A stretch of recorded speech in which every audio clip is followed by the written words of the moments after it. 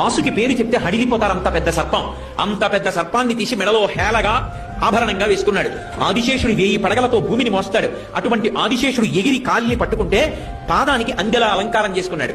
ఆయన చెయ్యలేనిది ఏముంది లోకంలో? హాలాహలాన్ని చూసి అందరూ భయపడిపోతుంటే ఆయన దగ్గరికి వెళ్లి బ్రతిమాలేరు. అందరూ హాలాహలం తరువుకొచ్చేస్తోంది, కాల్చేస్తోంది అని భయపడి వెళ్లి కైలాసానికి, శంకరా నువ్వు తప్ప మమ్మల్ని ఎవరు కాపాడతారు, స్వామి రక్షించన్నారు అనేటప్పటికి హాలాహలాన్ని దేవతల కోసం పుచ్చుకున్నాడు. ఆయన చెయ్యలేనిది ఏమిటి? ఆయన నాకు ఇది కావాలని ఇప్పుడు అడగడు. భక్తి ఉన్నదా ఉరిసిపోతాడంతే. ఆయనకి కావలసింది ఆ భక్తి ఒక్కటే. ఆయన అందరికీ అన్ని ఇవ్వగలడు. ఆయనకి మనమేమిస్తాం? ఆయన సృష్టిలో వచ్చిన వాళ్ళం మనం. నా గుండెకాయ నేను పెట్టుకున్నానా? నా కాలేయం నేను పెట్టుకున్నానా? నా ఊపిరితిత్తులు నేను కొని తెచ్చుకున్నానా? నాలో ఉన్న ఎముకలు నేను పెట్టుకున్నానా?